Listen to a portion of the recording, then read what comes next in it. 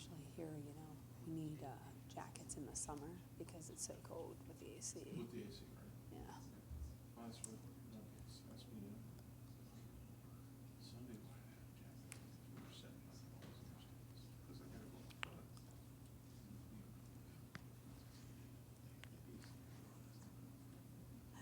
Because it was over 80. It's like 90 in the hall, it's 65 here. Mm-hmm.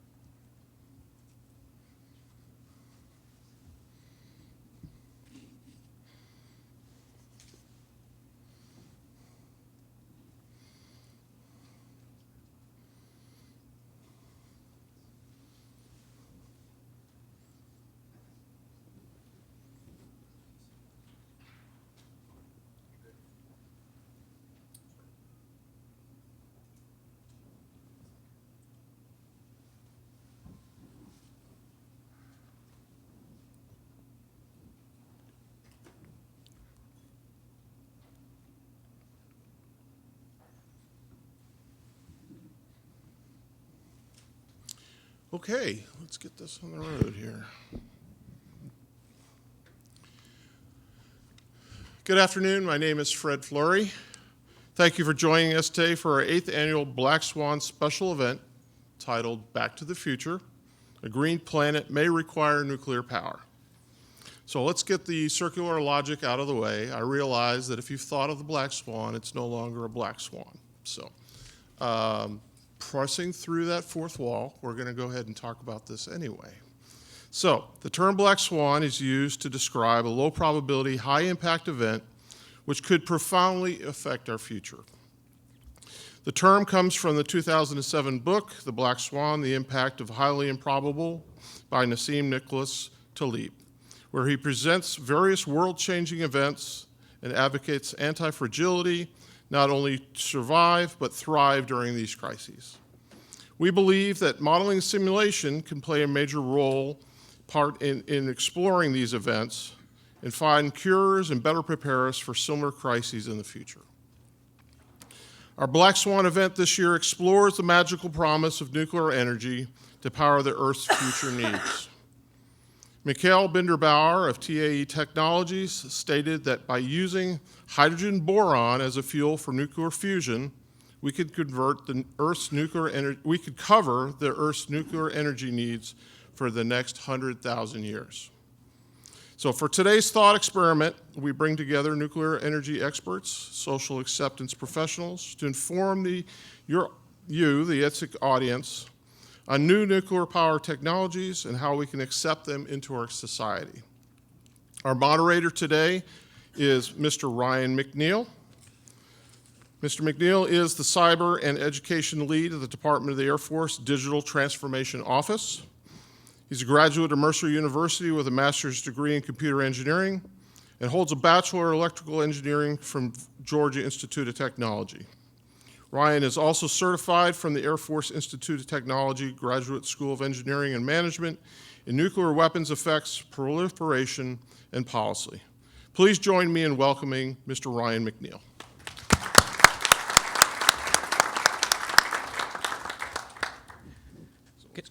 Yeah, go ahead. Okay.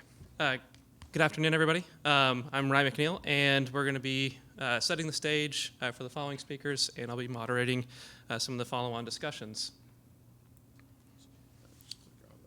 Okay. Here we go. And slideshow.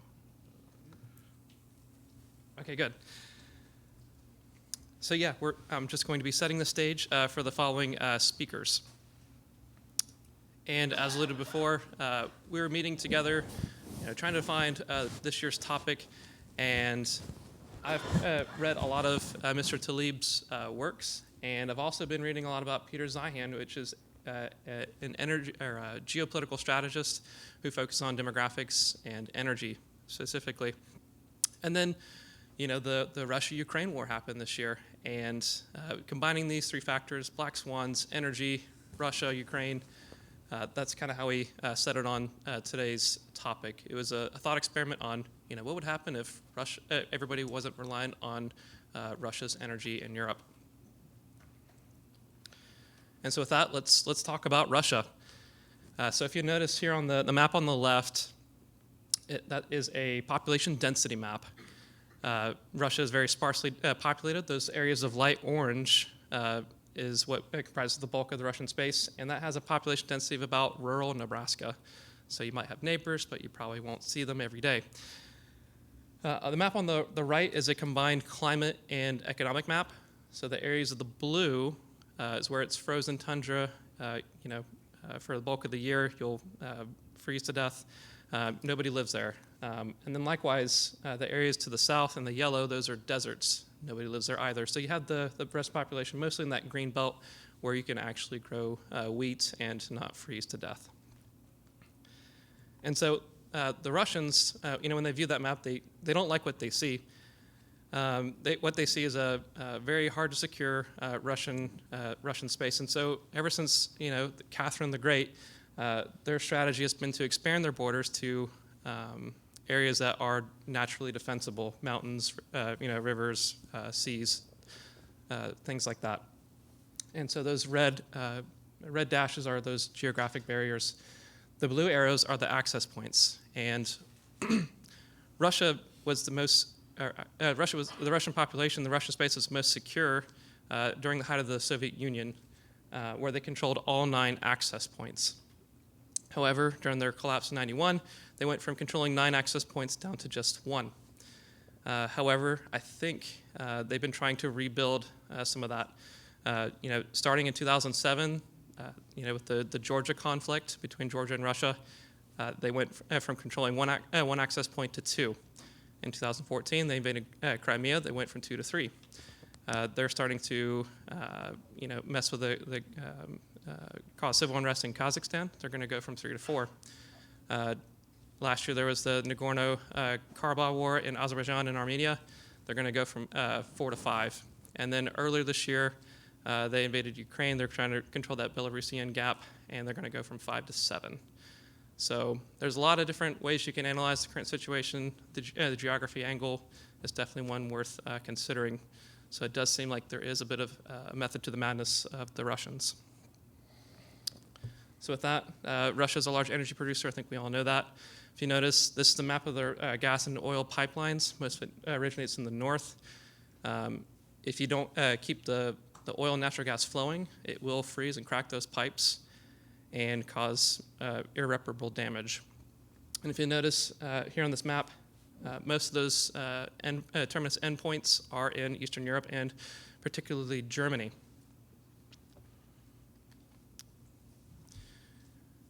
And so this diagram is fossil fuel. So if you look at the very bottom, you'll notice that you'll see crude oil and natural gas, and through various chemical engineering processes, they crack those hydrocarbons, and they produce a multitude of intermediate products, which then feeds into finished goods.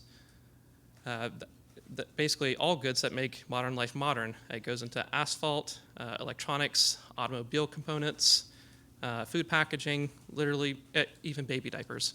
So this is definitely a problem for Germany because they've been using Russian natural gas to, as a basis of supporting their various industries.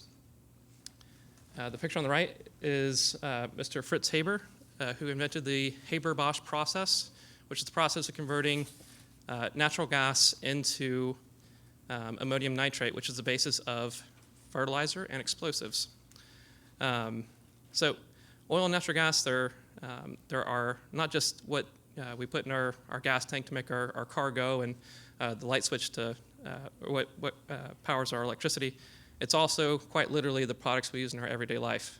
But we can also see that it's also fertilizer, which means it's also our food supply. So we've had great leaps and bounds in harvest capacity over the past century, due in large part to fertilizer technology. This map represents food insecurity, and Russia is also one of the world's largest producers of nitrogen-based fertilizers. Belarus is the world's largest potassium-based fertilizer producer. And China is the world's largest phosphate fertilizer producer. China just banned exports of phosphate-based fertilizers last year, and Russia and Belarus are being scooped out of the global economic system as we speak. So what does that mean? That means a lot of the fertilizers that are used around the world to produce harvest is simply not going to be there in the future. As well, Russia and Ukraine are some of the world's largest grain exporting countries, and that's falling off the market as well. The last time that Russia and Ukraine didn't get their grain to market was 2011 due to severe droughts and climate impacts. In 2011, if you guys remember, that was the year of the Arab Spring. That's when rising food prices started causing social unrest and led to that security impact. So as we can see, oil and natural gas are not only our modern products, it's the basis of our food supply system, which then also has security impact issues. Here's a map of global wind and solar. This is a map of where it's economically and carbon-based viable. So the areas in the blue is where wind is viable, areas of green is where solar is viable, and the black dots is where we have population centers of over 1 million people. First thing I want you guys to notice about this map is that the black dots are not co-located with the viable areas. Well, you can always build transmission lines, right? Well, you can only do that for about 1,000 miles before it becomes, like I said, carbon doesn't make sense from a carbon standpoint, and it also doesn't make sense from an economic standpoint. And then also, the second thing I want you guys to notice about this map is that not every place is suited for green technologies.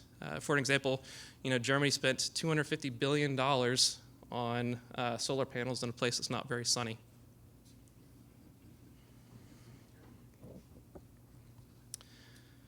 So here's a breakout of global energy sources. 83% of our global energy comes from carbon, and 17% from non-carbon sources. And so when I look at this, I'm thinking, how can we increase our non-carbon sources? So hydro, I think just about every river that can be dammed already has been. That leaves us with wind and solar. As we can see, it's not co-located, and it doesn't make economic sense in many parts of the world. And on top of that, it has intermittency issues, which battery technology is insufficient to address. Which leaves us with either a black swan or perhaps maybe a gray rhino. Maybe we can invest more in nuclear technologies. The only problem with nuclear is that's a huge, not in my backyard problem, right? Which I'm hoping as we can address here today. As a recent event, I recently saw a quote from Greta Thunberg where she said that it doesn't make sense to close some of the nuclear plants and keep some of these coal plants on. So maybe there's a crack forming. Maybe there is fertile ground for a change in thought about nuclear. And so during the question answering or Q&A session, I would like to perhaps talk about what are some of the global impacts if energy becomes cheap, easy, and plentiful, i.e. a black swan. And then also I like to take a look, what are some of the gray rounders? Let's look at, we've had a nuclear navy for 60 years, right? So they're used to, generating small nuclear reactors. How can we put that in the civilian infrastructure? And then also, what would a wider social acceptance look like? And with that, I'm going to turn it over to our next speaker, Mr. Tom Lockhart. You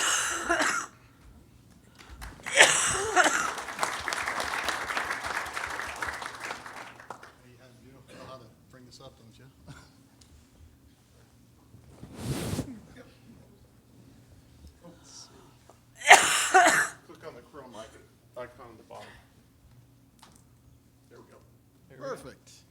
Awesome. And then up and down is just the arrow. Okay. Well, Go Fred, ahead. if you want to just stand here, I could mouth. You and do you do the hand puppet? Okay. Would you like to be introduced? Do you think you got it? Okay. Why don't I introduce you here? So, this is Mr. Thomas Lockhart, member of the Senior Executive Service. Mr. Lockhart had 2 tours of duty in Iraq and Afghanistan. In his last tour as NATO Resolute Support Essential Function for the sustainment in Kabul, he is currently enhanced warfighter support as the center's lead for nuclear systems and digital engineering, weapons system integrity, cybersecurity, and multi-domain system support for the Minuteman III, air-launched cruise missile, command and control C2. Please join me in welcoming Mr. Thomas Lockhart. I was just worried about getting the charts up, so that was the big thing. I want to make sure they're up and going. So thank you for coming this afternoon. I hadn't really known much about the Black Swan until Fred actually introduced it to me. So now I got a little bit. And so you heard from Ryan that says, hey, we need this nuclear power. And then I come on the stage and I'm a nuclear weapons person. So doesn't that scare you, right? One after the other.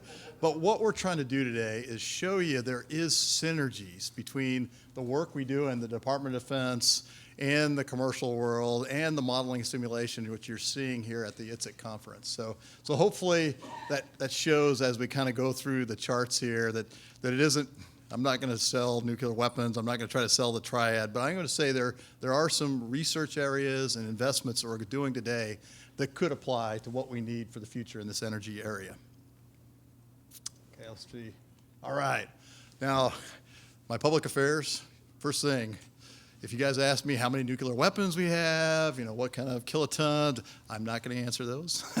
And so this is going to stay unclassified. But I think I'll hit on the areas that are common between what we deal with in the Department of Defense and what we have to deal with in the Department of Energy and other areas. So, but I did want to just say unclassified. Just think about that. Ryan and I have a signal here. So if he's grabbing his ears, we're getting on that borderline that we're going into some sensitive areas. And so we'll try to stay away from that as we do the presentations here. Big picture, going to go with the strategy. Kind of what's happening at least in the service and the Air Force side of the house. And then some of our challenges that we're actually trying to work. And with those investments, I think we're getting some solutions out there that can be shared across the community here and throughout the conference. The boss. So you just heard about Russia and Ukraine. And I was sitting there in the Olympics. I said, there's no way that Russia would roll into that country. I can't believe they would actually do something like that. And they did. So I think we got to think differently. And our boss says accelerate or lose. And we can't wait, 10, 15, 20 years or something like a crisis to go after some of these challenging areas. And so nuclear power is one of them that we have to think about. We've got to now understand from a grid technology, if we do put something like this out there, how do we handle it? And how do we control it? But I think this statement is really critical. We got to accelerate. We got to understand this, or we're going to lose. Near peers or peers are out there today. This is really interesting to me. We go back to the 1960s. 17% of the DoD budget was spent in the nuclear arena. So we're buying subs, we're building bombers, we're building ground stations, et cetera. And so a significant chunk of money was invested. And it's the same time frame as nuclear power was kind of coming of age. So you see that synergy going on. But you look from the 60s almost through the 80s, the Reagan era, right? There wasn't a lot. We just had it already out there since the 60s and 70s, and we kind of maintained it. And Reagan kind of came in and said, hey, we need a few more, and so plussed up. And what happened? The Cold War ended, right? The wall went down. And so if you go from the 80s to almost now, right, there wasn't a lot of investment. And when I say investments, it's investments in research and investments in industry, investments, et cetera. And so we kind of see that trickle off, but look out the next decade. And 6% of today's budget versus 17% of 1960, it's a significant amount of money that we're investing in these areas that we had underinvested since the 80s. And I just wanted to point that out. So you're going to see all the way through this decade, we're going to have some modernization that could apply on the Department of Defense, but also Department of Energy side of the house. Oops. A little bit about the portfolio, and it is a marketing pitch, so there's 2/3 of the triad up there. On the left in green is your Minuteman. That's the ground segment of the triad. On the right is the air-launched side of the house, gravity weapons, air-launched cruise missiles. And I bring this up there not because I'm trying to sell what we do on the triad. I am trying to say, as we do modernization, so I've highlighted in red some modernization programs. On the left in green, you see a big Sentinel. So that's a $96 billion investment of modernizing Minuteman III. And you think about that, that is where you kind of learn new technologies, new techniques. And I could run through the green segment holistically. So the air vehicle equipment, the missile itself on the far left, that's actually, how do you understand the physics package? Where do you place that, and how do you control it? Launch facilities, launch control centers. So it'd be similar to what a tactical nuclear reactor has to deal with, facilities and security and safety and et cetera. And so we're thinking through that. Going along the top part of that, you see nuclear command and control. And you think about our power grid, right? Wouldn't we want to know something similar to that? We say nuclear command and control, emergency action messages, command and launch. What they're thinking about is the power grid. How is it actually operating? Could I use solar? Could I use wind? Could I use nuclear and feed into it? And then on the far right is weapons storage, weapons control, stock store issue, that kind of stuff. And I think the last presenter, nuclear regulatory, you got to pay attention to this stuff. If it gets out, it's going to be bad. So you got to really pay attention to that.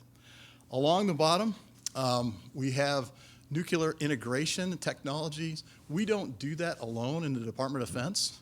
We work with our Department of Energy counterparts and national labs. So Los Alamos, Sandia, Lawrence Livermore, Kansas City, Oak Ridge National Lab. Those are the ones that are actually along the bottom. And so there is a hand-in-glove partnership to make sure that they are safe and secure. And so continue that research. Again, where I'm going to go with this is a lot on the digital, the modeling that we hadn't had in the 60s and 70s. Back then it was paper products, right?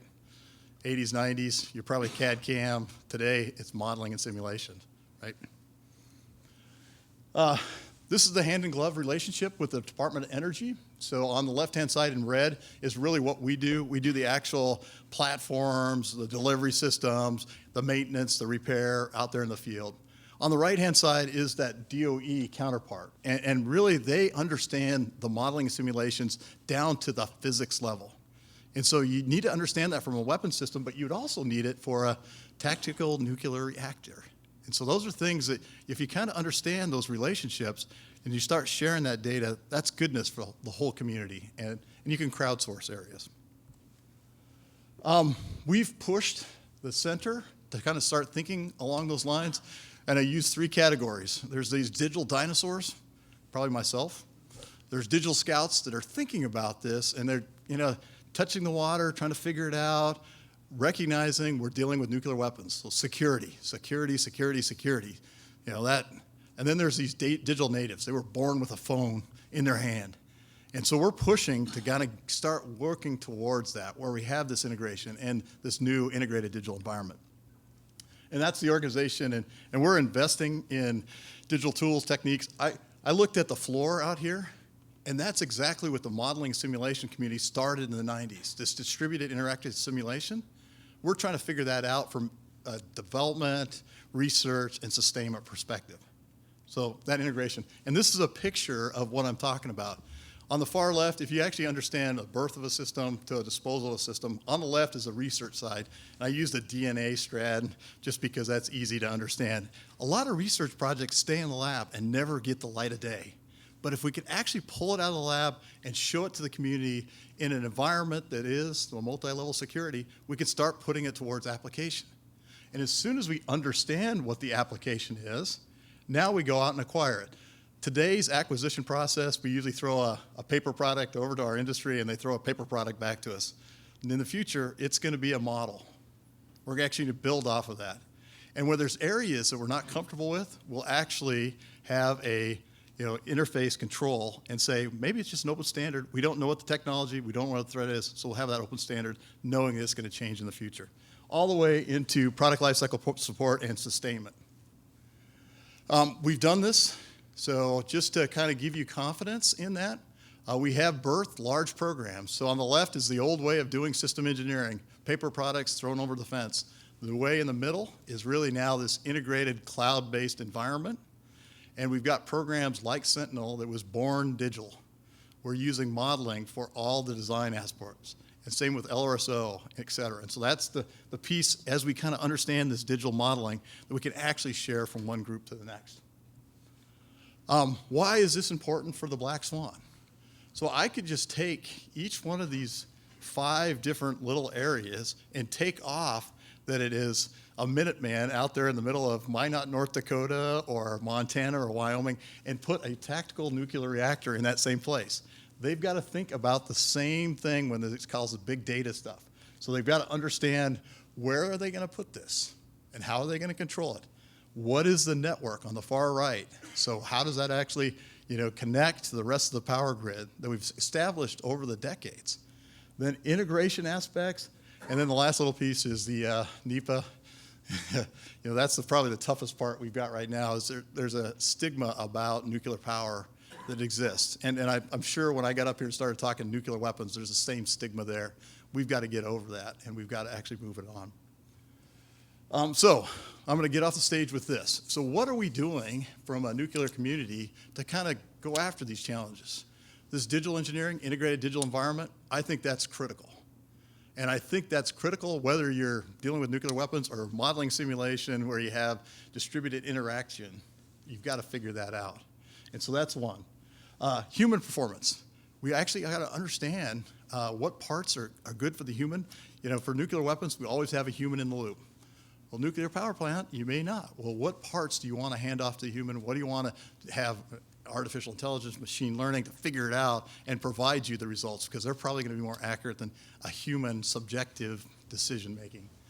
Network and network performance and spectrum all kind of tie together.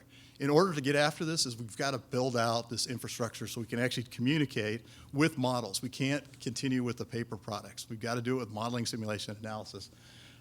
Space is coming along. So we always think terrestrial air, but it's space now. You can get bandwidth there and kind of put it together. And then go small. Back to the physics-based modeling that actually the groups in the DOE are doing.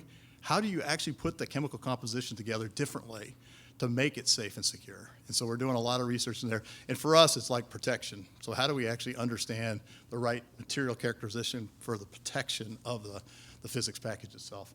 And then the last is, there's one which is the manufacturing. I think it's challenging all of us. We have been subtractive manufacturing for 100 years. And now we've got this additive where you can take functional, structural materials and interlace them together. So you can get actually information about the weapon system real time. You don't have to wait for somebody to go out there and inspect it, test it out, do none, and bring it back. You can actually figure it out. But there's a whole venue in this modeling simulation and additive manufacturing. You can go from one end, the digital engineering, all the way to production. And so you can capture that. So I thought that was kind of, what we're doing, where we're pushing it. But I'm going to kind of get off the stage and hand it over to my next speaker. And so, Fred, thank you very much.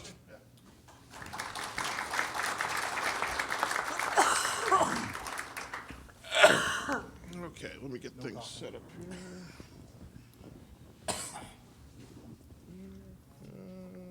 Minimize. Questions are at the end, so.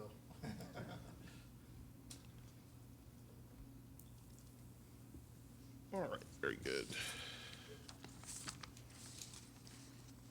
So our next presenter is Mr. Jason Williams, Vice President, General Manager of Information Systems Laboratory, also known as ISL.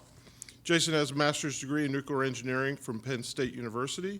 His background in nuclear engineering is safety analysis of advanced nuclear applications. He manages a team of nuclear engineers to support the advancements of new nuclear technologies. Mr. Williams is here today to speak about the modeling and simulation of nuclear applications, its role in advancing the nuclear industry, and in solving the challenges for our environment. Please join me in welcoming Mr. Jason Williams.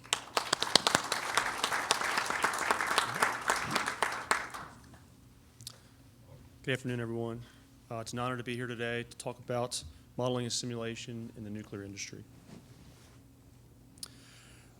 So I work for a division at ISL, as Fred had mentioned, that supports the nuclear industry in several of the key areas that are just listed on the slide.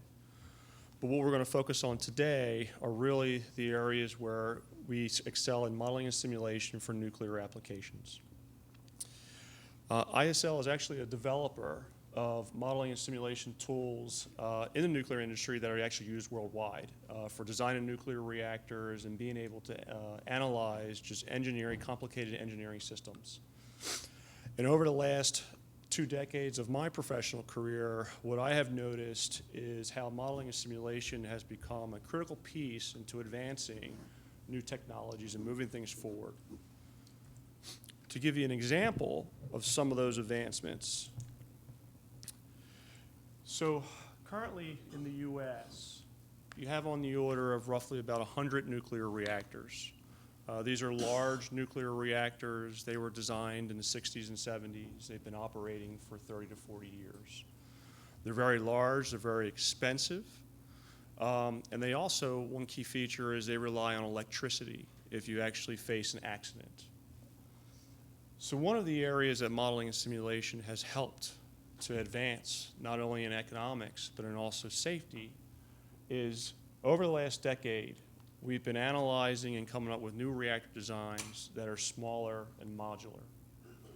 One of the key features of smaller and modular designs is that you can focus on the economics to where they can actually be affordable.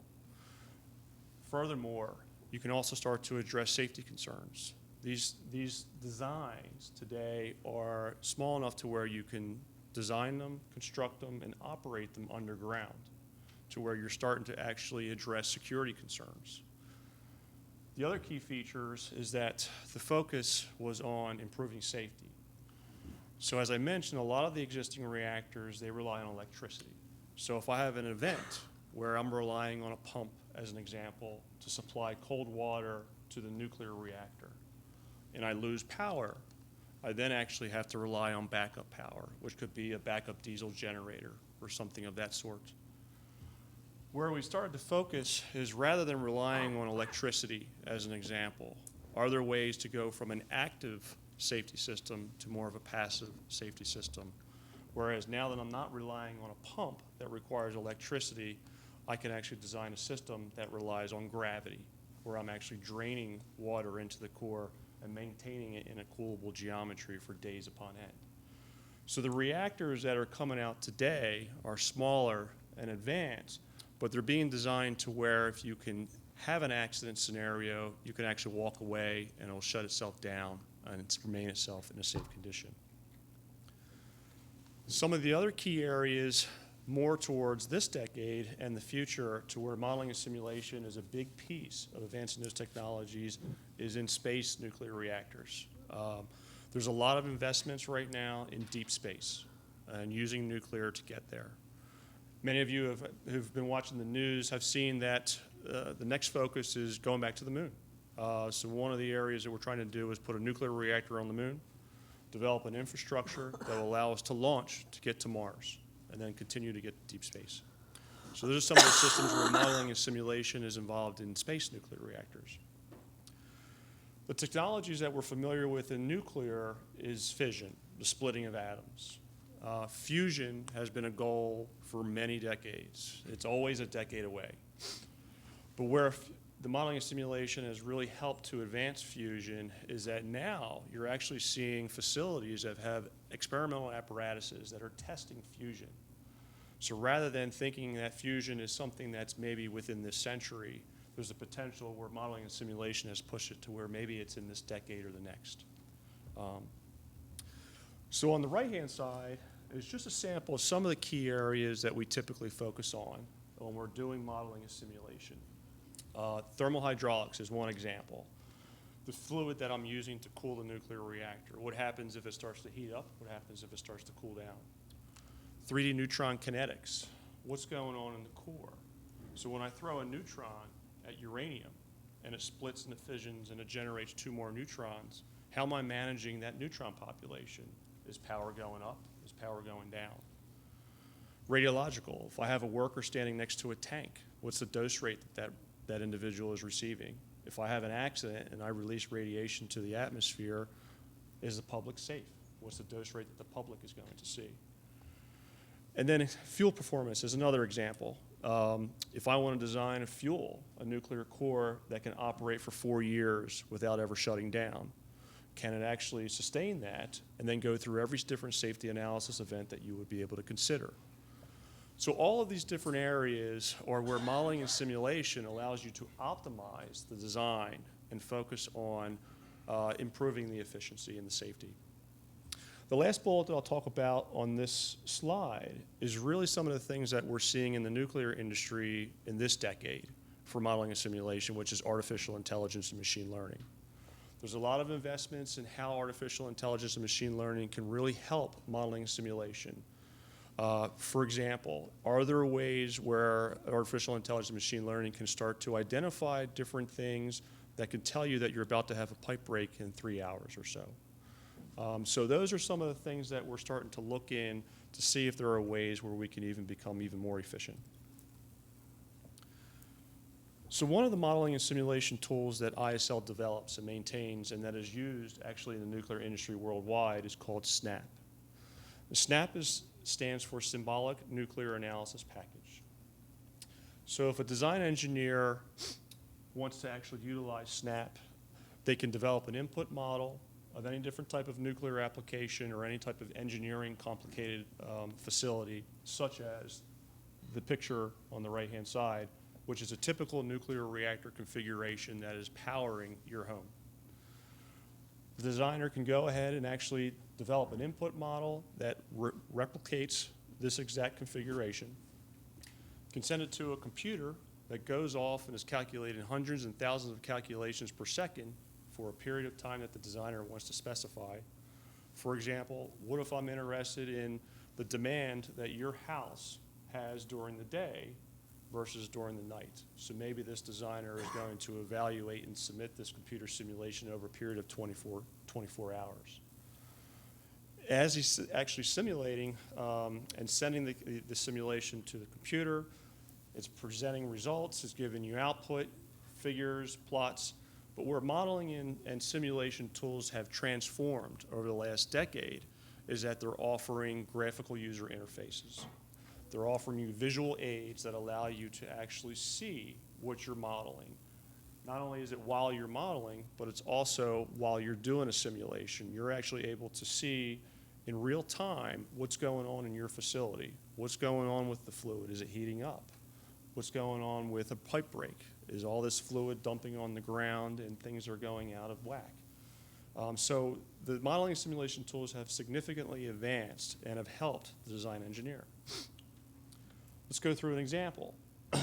On the right figure is a view of the SNAP modeling and simulation tool. So the design engineer wants to design a large or replicate a large nuclear reactor.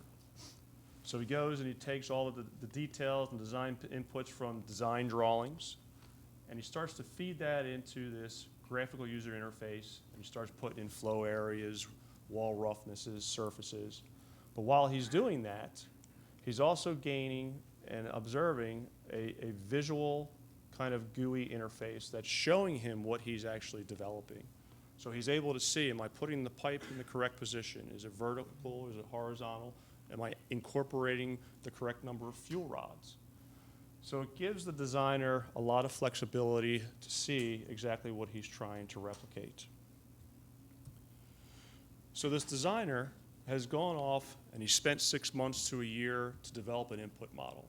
And that's actually true. It might take you that long to develop an input model to replicate a nuclear reactor. He's about to go ahead and simulate his computer simulation. But one of the things that he's interested in is he's designed all of these safety systems to to go ahead and evaluate and make sure that for every single event, the safety systems will maintain the reactor in a safe condition. And so he wants to go off and send this simulation to a computer, and he's going to actually evaluate it. And while the computer simulation is running, he can watch this in real time. So what I'm going to show you is an animation that Snap offers. And what you're looking at is the designer is interested in the thermal hydraulics. He's interested in how the fluid is reacting to a pipe break. So what you'll see is when I start this eventually is that he has put a pipe break here and a pipe break here. So what you're looking at to kind of set the stage is you're looking at a reactor vessel right here. The red here is a reactor core. On the top, these black items are called control rods. If I want to shut down the fission process, you insert those control rods into the reactor core, it absorbs all your neutrons, and it shuts down the reactor, starts to cool things down. What he's also put in here, and what you'll notice, is that this is basically symmetric, what's on the right and what's on the left, for the most part. So he's put in a pump. It's going to push in cold water into the reactor vessel. It's going to come down. It's going to travel through the core. It's going to absorb heat through the core. It's going to exit the reactor vessel. It's going to go into a heat exchanger. The way to look, this is a very complicated, it looks very complicated, but the way to visualize this is fluid's going through the center of a pipe. On the outside of the pipe is a pool of water. So basically you're transferring the energy from that fluid inside the pipe to this pool of water. So as the fluid goes through, loses all the energy, transferred to the pool of water, comes back cold and goes back into the pump. And it repeats. So let's see. Bottom left corner, the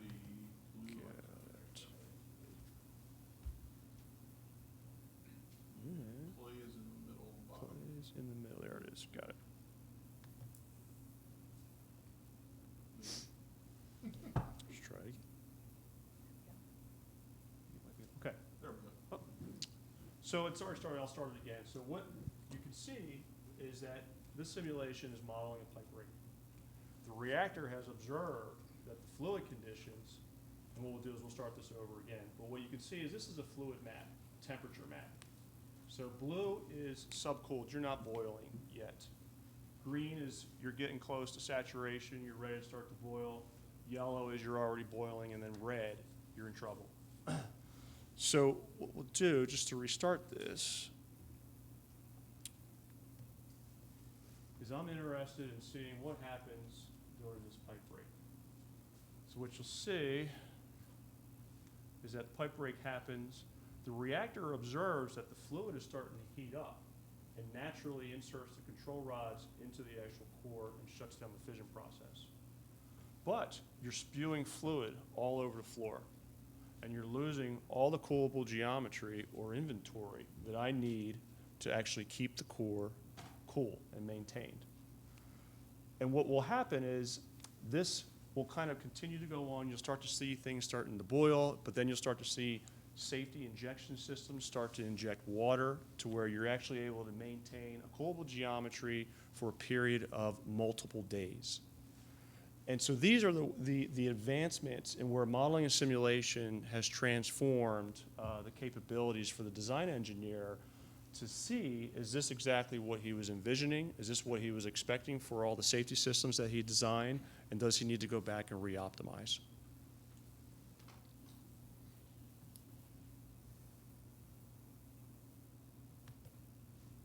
think escape should get you out of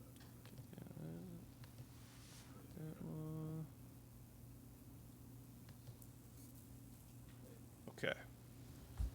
All right. So in summary, modeling and simulation and the advancements of modeling and simulation have played a significant role in advancing our industry and just nuclear applications in general. In my professional career, I have never seen the amount of investments in nuclear that we're seeing today, especially by the government, in really truly advancing nuclear reactor designs. Currently, the DOE is trying to commercialize 7 new advanced reactor designs so that we can actually get them out there and replace the existing fleet. The other piece of this, and is the reason why the nuclear industry is able to rely or utilize modeling and simulation tools, is that we when you're doing an evaluation and you've selected a tool to go and design a nuclear reactor, you have to prove that the tool that you selected is adequate to actually model the phenomenon that you're trying to predict. And what I mean by that is you have to go build an experimental apparatus. It can be scaled, but you have to go actually perform an experiment, obtain all the data, real data, and then compare what you're trying to predict to that experimental data. So what they have done in the nuclear industry is really tried to make the pedigree of the modeling and simulation tools a lot more robust, to where you can have the confidence that you can rely on some of these tools and that they're predicting what you're expecting or what you may see. The other piece of this is where we're headed.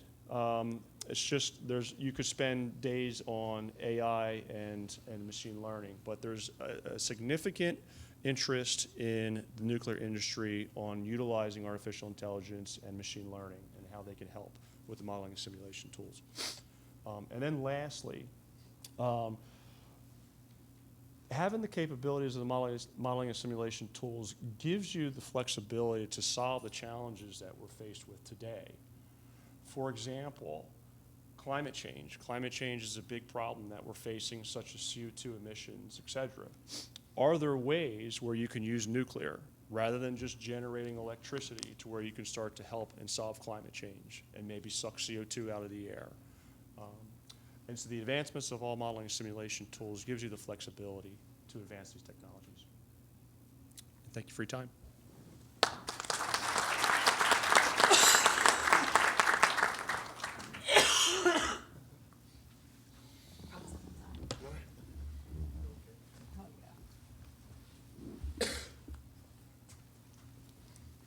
Okay, let's get yours up there.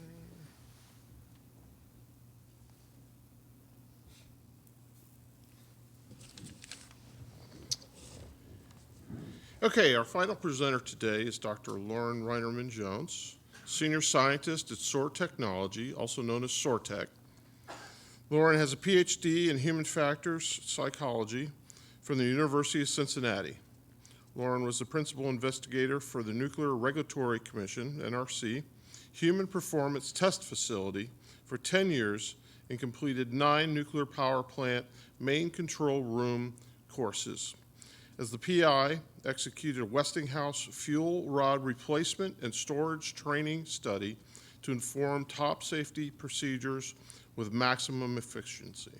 She worked with her simulation engineer to adopt this GSE simulator to experimental platform for instrumentation and controls, also known as EPIC, allowing individual and team performance and psychological construct logging.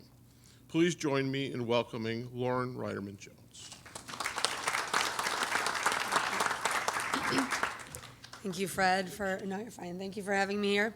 So I'm going to talk a little bit more on the culture of technology and safety, right? So we think of nuclear power, and all of us have a thought that comes to mind. Of course, more recently, as you heard, we're thinking, in terms of Russia and the Ukraine. But traditionally, we also think of other accidents and incidents, such as Chernobyl and Fukushima. We'll talk a little bit about those too. Really what it comes down to is, you heard already a little bit about what are nuclear power plants really composed of. Well, they're composed of systems, right? Traditionally, it's human in the loop, but it's moving more towards human on the loop or human out of the loop entirely. Right? And so we need to think about the technologies that go into making these systems work, operate, and be safe. So nuclear power plants are licensed, just some background, are licensed on average for 40 years with a 20-year renewal. People might ask, first of all, let me ask, do we have any NRC folks in the room? Because I'll put you on the spot. So really, what this means is it takes a long time to build a power plant. People don't realize that it takes years to actually plan, prep, get approved, and then actually build. It can take 10 to 15 years to actually bring a plant online. Okay, so they are licensed for 40 years, and then they can be renewed for another 20 years. They also, plants can be relicensed in parts if there's a modification that happens, right? So Westinghouse traditionally has been the most productive in manufacturing various parts to plants. However, certain parts are no longer made, and so they have been moved to digital, right? So now we have blended plants that include both digital and analog controls. And when that happens, there's a process in the Nuclear Regulatory Commission, and they abide by regulations to evaluate the plant safety in changing that particular INC, so instrument and control. Nuclear power plant events are usually slow in progression. We'll talk a little bit about this in a minute, but we saw this firsthand more recently with Fukushima, right? Nuclear events, unlike, say, flying a plane in a dogfight, right, where it's milliseconds, things happen rapidly. With nuclear, it's slow, right? It takes days, before an event really becomes an emergency a lot of times. So there's time to respond. Nuclear power plants, their designs also have many fail-safes in place, from the human to electrical to mechanical, and to multiple backup systems within each of those. So there are various safety systems in addition to just the regular fail-safes that occur with the human, the electrical, and the mechanical. So they are constructed with a variety of materials that are resistant to nuclear. They're oftentimes also on what is considered an ultimate heat sink, being water, right? So that you can actually cover the core to reduce the opportunity for there to be a meltdown. But what it really comes down to is trust, right? When we think about systems and technologies, the key right now is really thinking about trust. Trust of the systems, trust of the automation, trust of, the AI that's going to be implemented into some of these plants. So the prevailing definition right now for trust in the way of human-machine teaming is it's the attitude that an agent will help achieve an individual's goals in a situation characterized by uncertainty and vulnerability. Okay? And you can see the spectrum here of how we move from autonomy, performance, and we have beliefs and attitudes, intentions, and behavior. And this leads to ultimately our appropriate reliance on the systems, or our over or under reliance on the systems. So what makes a system trustworthy? Right? What's the basis for trust? Traditionally, you can see on the left, it was performance, process, purpose. It's been extended a little bit more recently to being competence. Again, knowledge, expertise, and competence. And this is more focused on the system itself, right? The trustworthiness of the system. Is it a competent system? Is it a reliable system? Can we know things with some level of consistency and predictability? Integrity. Does it adhere to the way that we think as humans a system should behave? And sincerity. Is the system conveying transparent messaging to us? So is it an open and honest system? And then benevolence. Does it mean us harm, or is it, ultimately designed with the intent to serve humans and the morality of humans? So what has happened, in history is we've lost trust, right? And because, nuclear seems to be this scary thing, with just a handful of incidents or accidents, we've lost trust. In general, these systems, you might have what is considered, say, an off-normal event that we don't hear about on a day-to-day basis in the news. We don't even know that these off-normal events occur every day throughout the world, right? But what we do hear about are when they become accidents, right? So we have 3 Mile Island was actually one of the first in 1979, and Unit 1 actually resumed operation from 1985 to 2019. So most people also don't realize that when one unit goes down, it doesn't mean the entire plant is taken offline.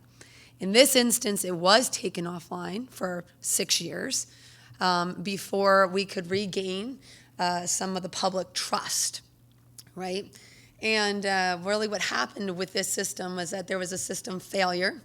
So there was a relief valve that was stuck open, and it was preventing the plant from actually cooling. But the control panel showed that it had closed. And what occurred is human error. The operators took action that further exacerbated, so they bled off more pressure, right? And it exacerbated the issue.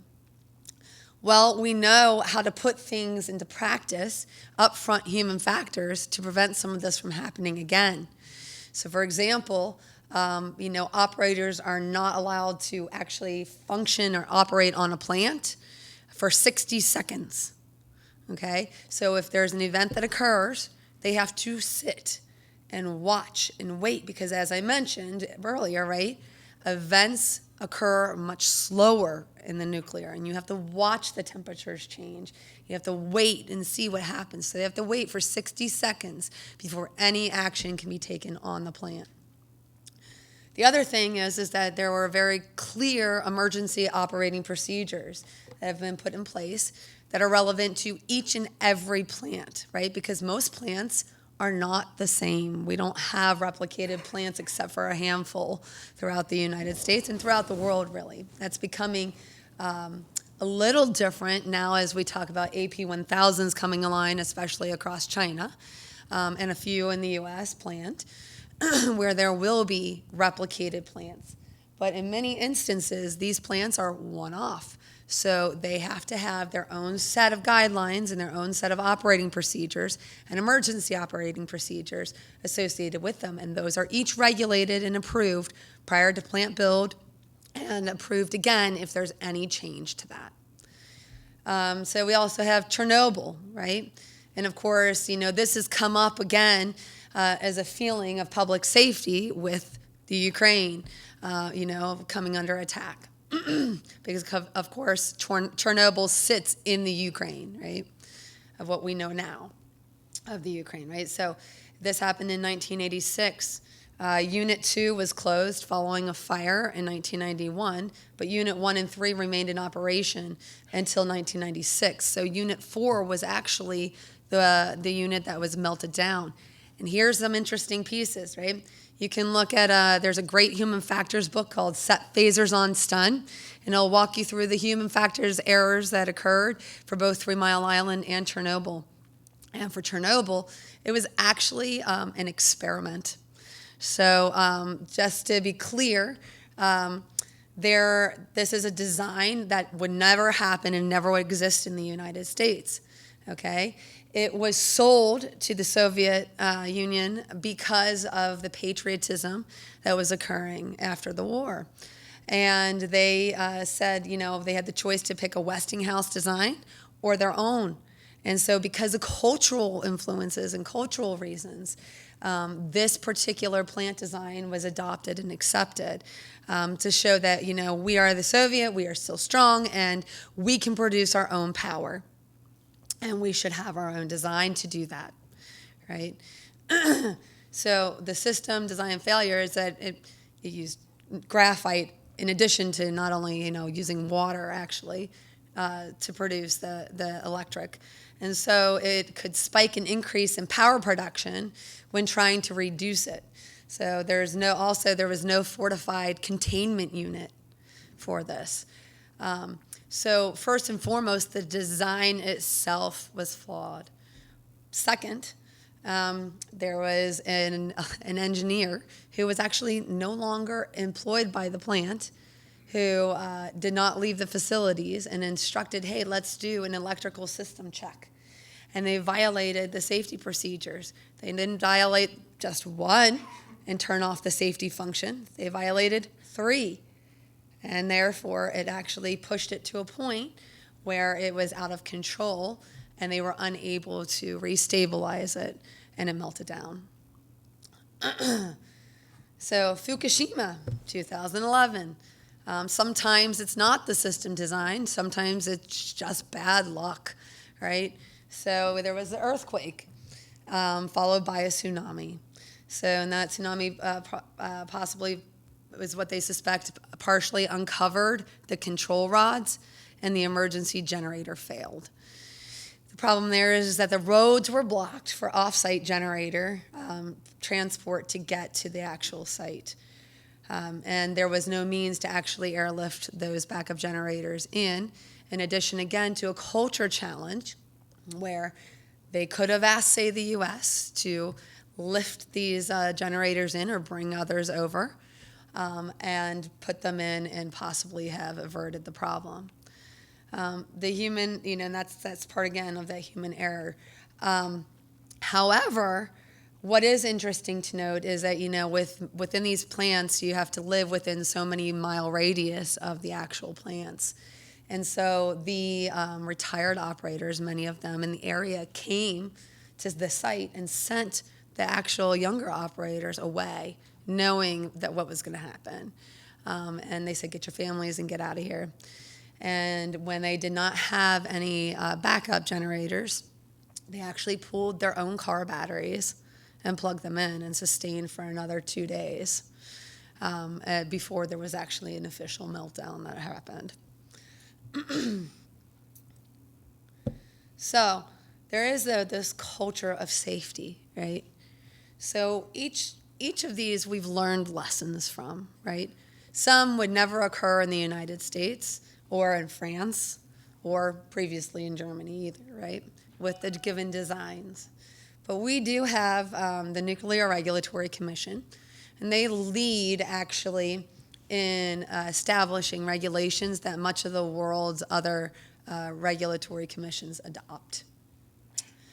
The NRC, for example, following 3 Mile Island, established a emergency center that could be staffed 24/7 while an emergency event is underway. Okay. The NRC also has resident inspectors so that reside on site and actually go every day and work on site and are available for reporting purposes. The other thing is that the operators are trained. Okay, so they are trained and their licenses are on a line 5 times a year. So they're recertified 5 times a year. Do you know how many years roughly your surgeon is recertified? Every 3 years. So they are well trained. They also changed the training requirements so that they didn't just need to understand the plant, the main control room, but actually the physics of the plant itself. And one of the things to consider is that the old designs of the plants that are in operation mostly right now all have traceability in the main control room. So everything is mapped out to what they actually would have in the plant itself. So you can actually see a physical mapping against some of those human factors that could be lost as it's transitioned to fully digital systems. So in that transition, we have to consider what are the human factors trade-offs of a smaller footprint with fully digital soft controls, right?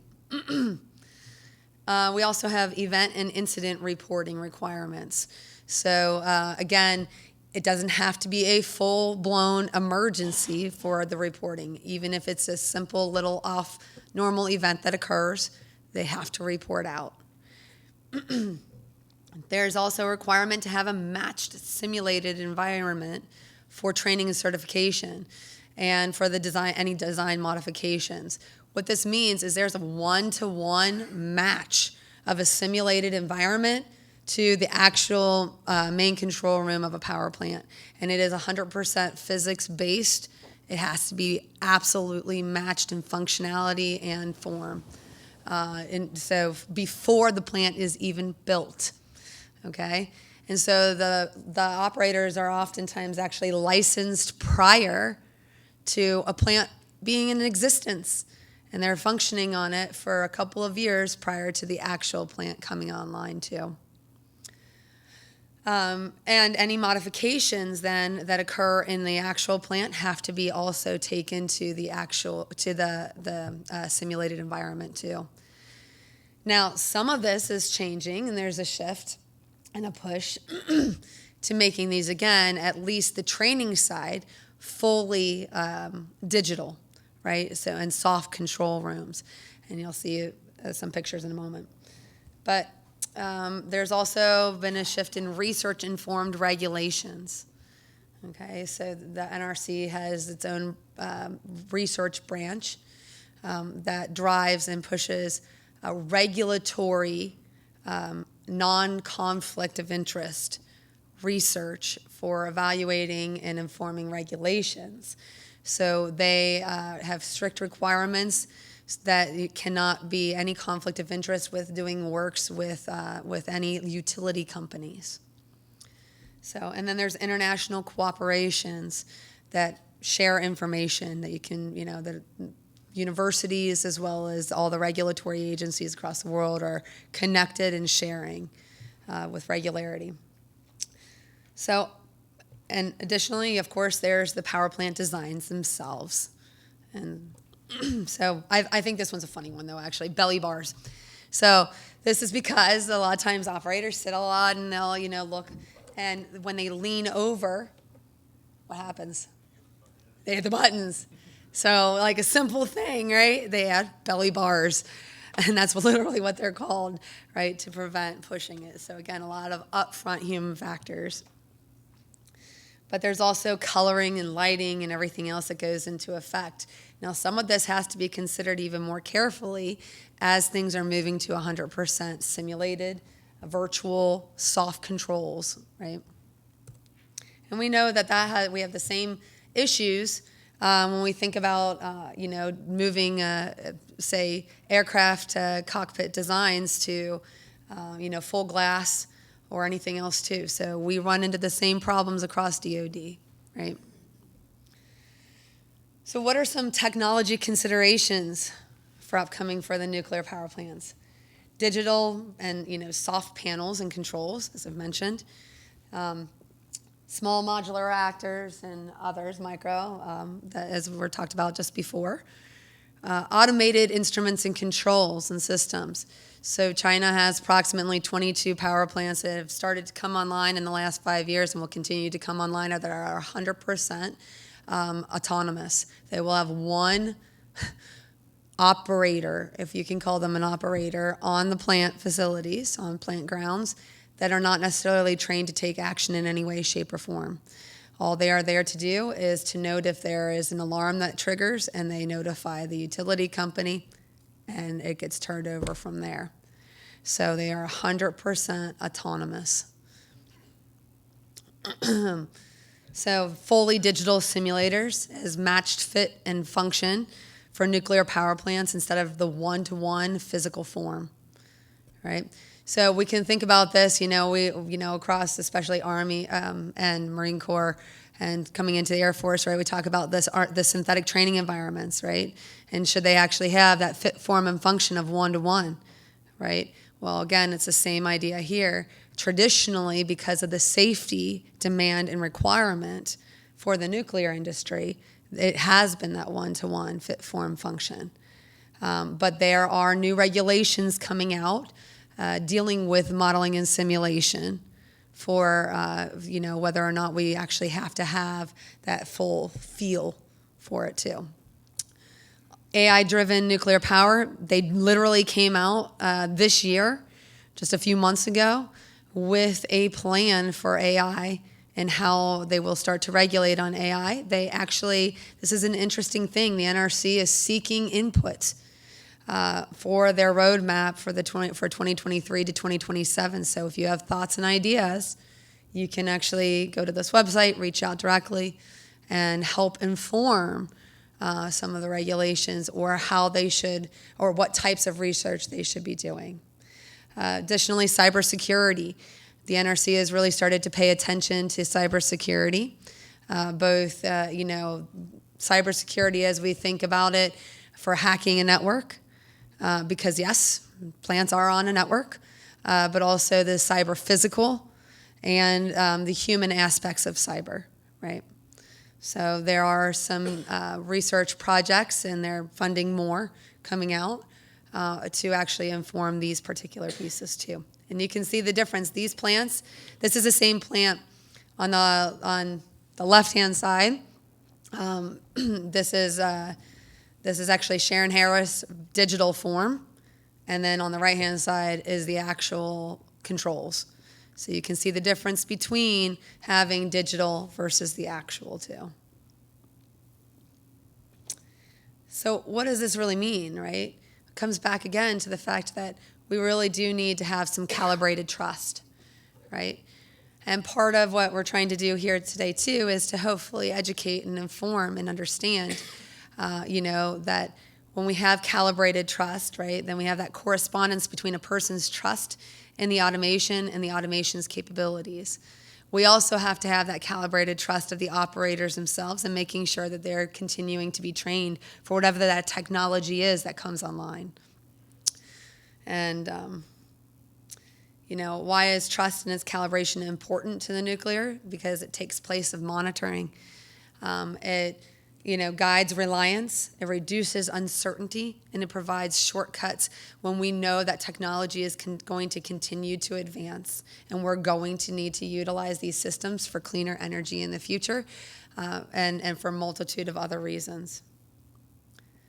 So the future of nuclear power depends on calibrating trust in the systems, the human operators, the utility companies, the culture in which the plants reside, and the NRC.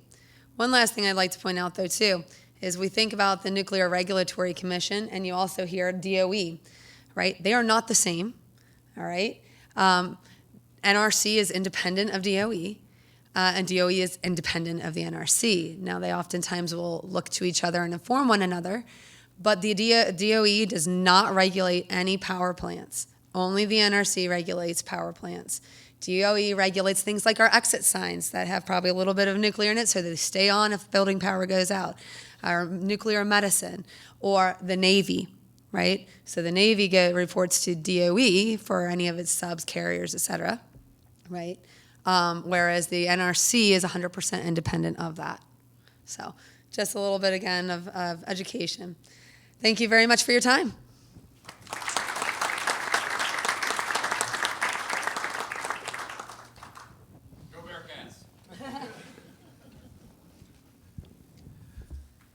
So, thank you, Lauren. With that, I'm going to be asking a series of questions. So the first up is, this could be addressed to any three of you. I think we established that black swans can be either positive or negative. I think we've focused a lot on negative black swans in the past, but black swans are just the rare, impactful events, such as innovations. So with that, what types of research would it take to advance nuclear, and from a resourcing perspective, from a workforce perspective, and where do we need to look perspective? Well, hopefully I covered a little bit of that, but I think there's a plethora of things, all the way from understanding the physics, right? So we got to keep modeling simulation going at the physics level, and that's really high performance computing kind of assets. So research in that area through the facilities themselves. So how do we where do we put these things? How do we control them? Through the grid, how do we get the energy across the United States? And so, I'm dealing with nuclear weapons, but we have a very similar type of challenge because we have launch facilities and launch control centers in states and locations. The wings themselves are about the same size of an East Coast state. And so we've got to deal with that kind of geographic separation. So I think those are areas I would believe.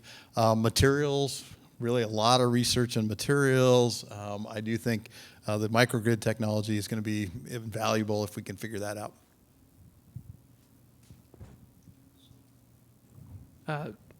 Another question that I had was, so I think we've had a nuclear neighbor for, 60 years now. So I think the capability of designing small nuclear reactors is well established. As a matter of fact, I just heard Alberta, Canada is going to be putting some small nuclear reactors online. But my question is probably, I guess, maybe more geared towards Lauren. From a cultural perspective and a regulatory perspective, is there anything unique about small nuclear reactors that we need to be concerned about? One of the most obvious, I think, is, Traditionally in the United States, there are 3 nuclear power, in a power plant, there are actually 3 operators that are required to operate a single reactor, right? And when we move to small modular reactors, it kind of becomes the game just like of how many drones can an operator monitor. So how many small modular reactors can an operator actually manage, or should they manage, right? And then how does that training reflect it? One last question is, to play on the Ukraine conflict, where at one point the Russians were bombing the Chernobyl station. How does physical conflict factor into designs? Maybe for Jason. That's a tough one. So a lot of the reactors today are designed and evaluated for severe consequences, all the way up to airplane crashes and how an engine might impact, crashing into a nuclear reactor. So a lot of that is actually taken into account for safety analysis. When you get into battle testing, then it's very sensitive. And while a lot of the facilities are battle tested in those scenarios, you get into sensitive topics to where they become more classified and secret, and you keep them to yourselves. But a lot of facilities are definitely battle tested and designed for those types of scenarios. Thank you. And with that, I'm going to turn this Q&A over to the audience. So if anybody has a question. Can I just elaborate on it? So it's a risk-based equation, right? I wish we could design stuff that would take into every account, tsunami or earthquake, and so at some point an engineer has to kind of understand the risk associated with it and design appropriately. So I think your comment is valid. It's tough. Because on the nuclear weapons side, we try to look at every contingency out there. We want to make sure it's safe, it's secure. We have nuke surety that actually goes out there and red teams it, but we can't consider everything. And otherwise, we would never move off first base because there's so many risks out there that are just unknown unknowns. The latest one was lightning strikes. And so we didn't think about positive and negative lightning. And so now there's been more lightning strikes because of climate change, whether you're global warming or global cooling, but there's more lightning strikes. So what is a chance of actually hitting a nuclear power plant and causing a detonation? And so we had to re-look at that. But it's a risk-based equation. And what is the probability of lightning actually hitting the right location at the right time to do that? And so, but we have to try to put those into consideration, and then at some point, it's a risk decision. You're going to take a risk on any engineering design, period, right? You got a question in the back there. Go ahead and stand up and ask your question loudly, please. Yeah, I'll try to. First, I agree with the risk assessment because you can never plan for everything, but you can also plan for the knowns that you have. But that's where the public opinion diverges, because as soon as something happens in Japan, even though you plan everything, Japan happens. Or things happen, so okay, great, we didn't plan for that one, so now what do we do about roadblocks? So I agree with that, and that's going to be our biggest challenge of increasing the trust of people to understand, look, there's risks associated with everything that we do on that. But I kind of want to move the discussion back to what we discussed about modeling and stimulating. On one point, I understand that the math is sure up to a certain extent, and the science is sure up to a certain extent. But how accurate are you seeing your modeling and stimulating to actually achieve real results of what would really happen in reality? I mean, all of us, not all of us, but some of us nerds think about Stark being able to mod and sim his whole engine in an XR environment and then go ahead and build his futuristic machine that way. But we're not there yet at all. But I'm just wondering, how accurate is your mod and sim to reality? So to restate that question is, are you getting to the point where you have physics-based modeling where your modeling is compared to the actual physical and physics-based outcomes of some of the systems that you're looking at? One of you guys want to take that? The one thing that I guess an engineer has to realize is that these are just tools and so you can't completely rely on modeling and simulation tools. So a lot of what we do, for example, is we go into the actual source code of all of these different computer models, and we have to go and validate every correlation that's appropriate for what you're trying to model. So you focus on what are the physics that you're trying to capture. And then what you'll do is you'll actually go and do an independent evaluation. I think that I'm going to have a reactor, and let's just say it's going to shut down, and this is how it's going to progress. You'll actually go ahead and you'll develop a scaled facility, and you'll actually perform that experiment, and you'll go through and you'll do things, and you'll even break the facility and actually go ahead and do independent calculations to see how they compare. And then you'll go through a series of processes. And this actually, we were talking earlier, is that the verification and the validation of a computer model for a nuclear facility takes just as long, almost up to 10 years, to validate a computer code as it would to actually design the system.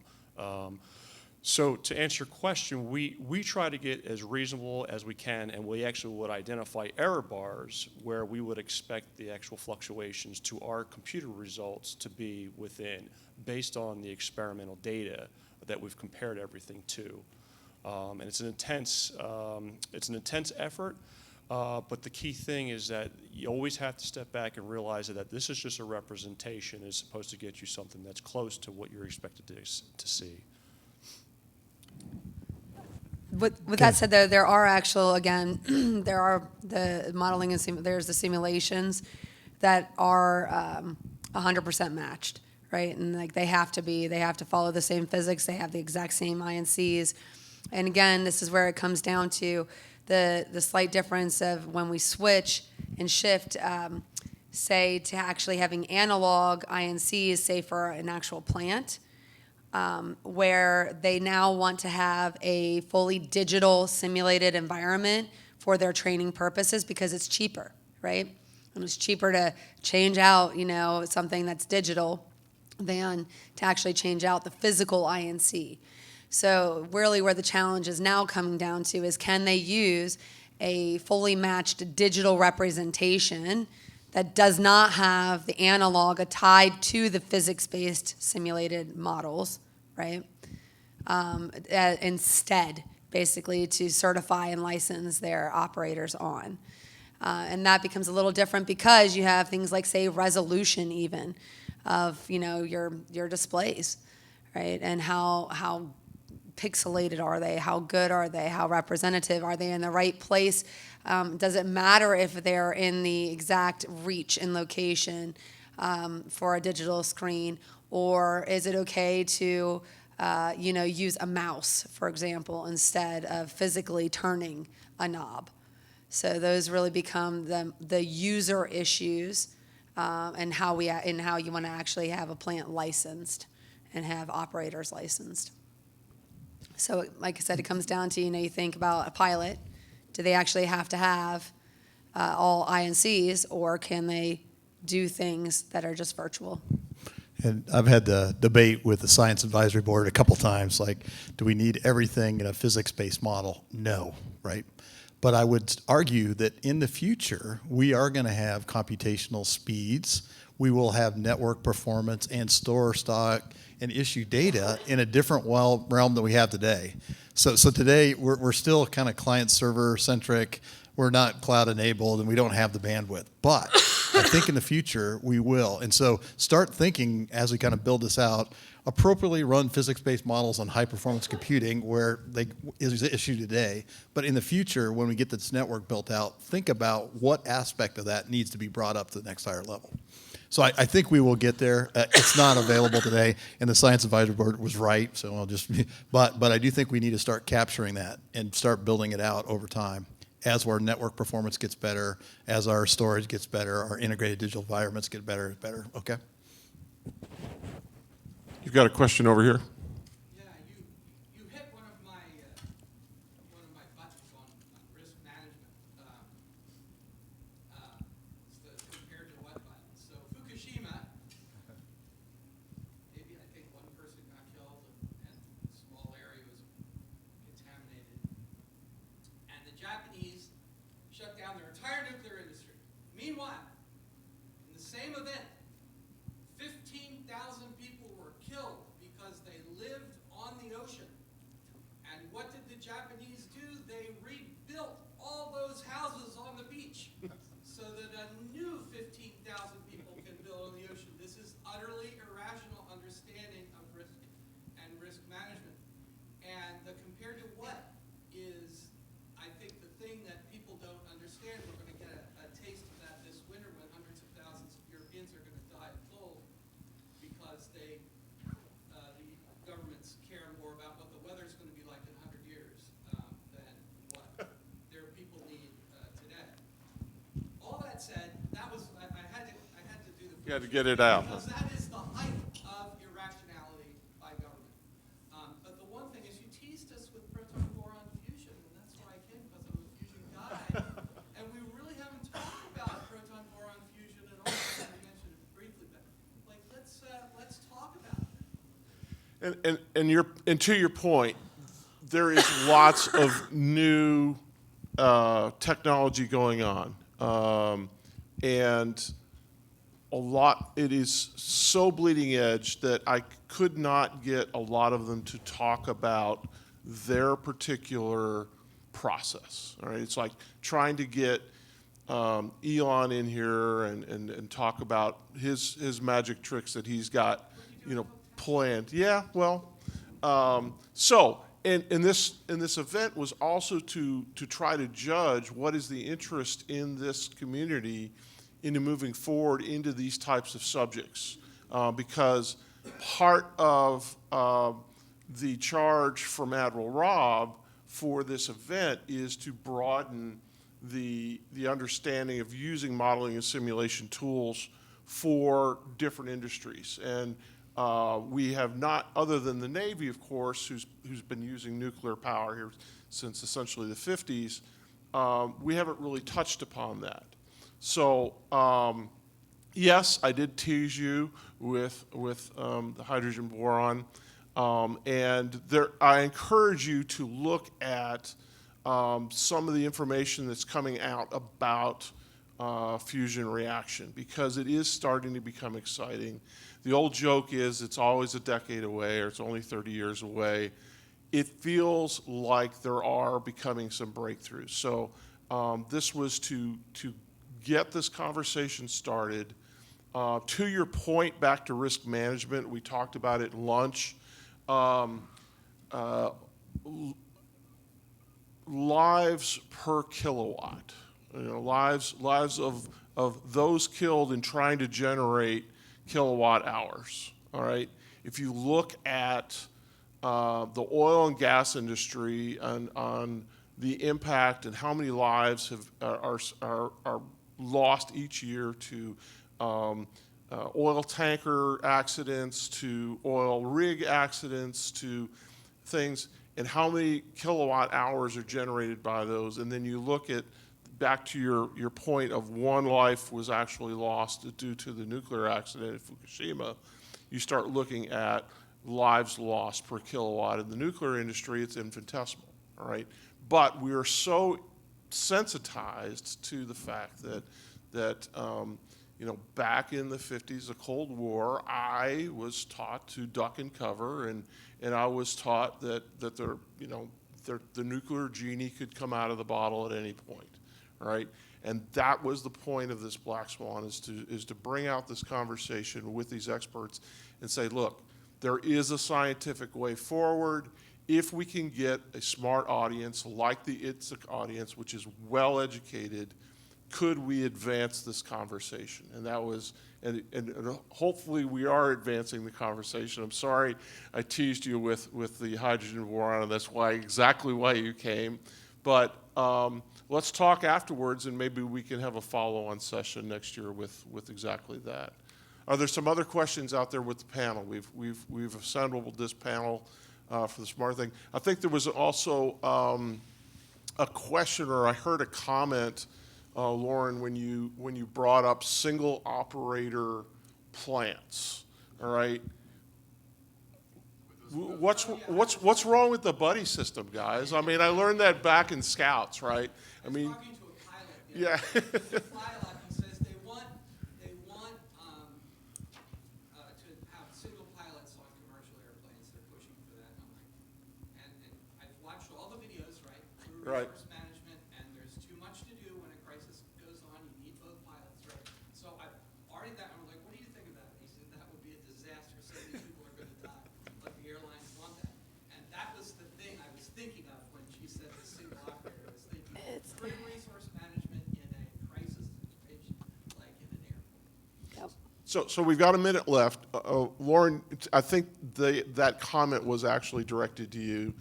Do you have an opinion on single operator plants? It's not a good idea.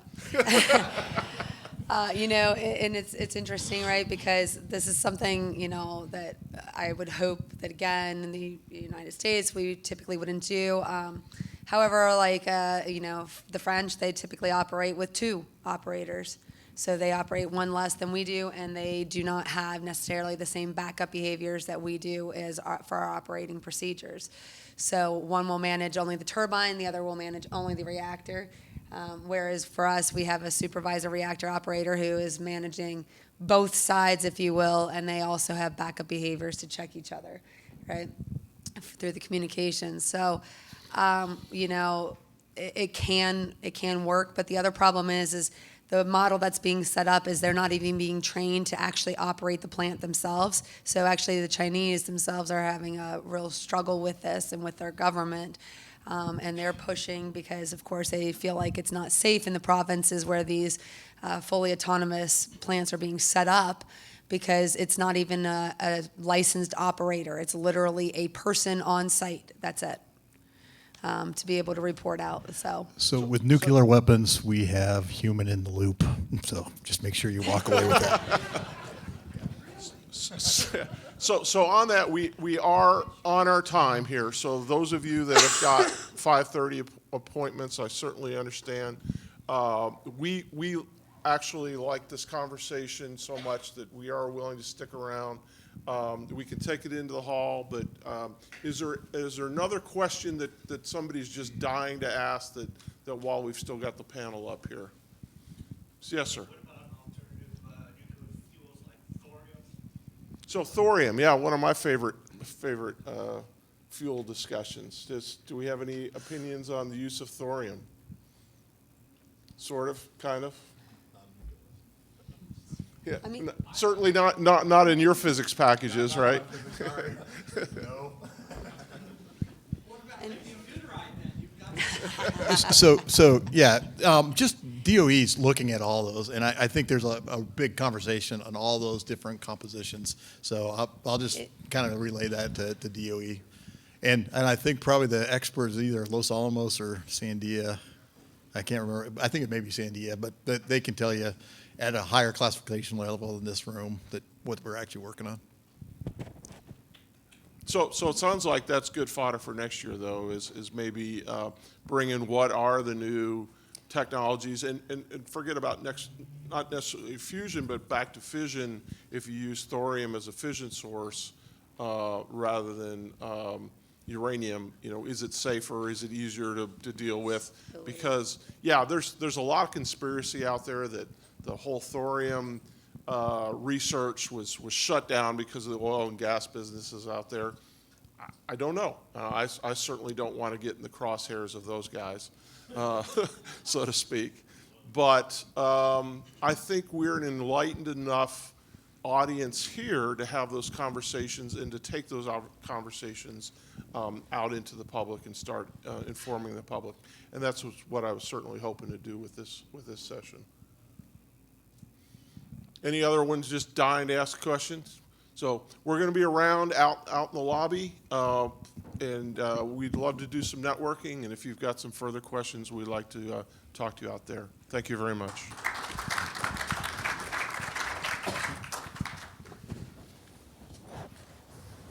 So Mark, what are you doing now?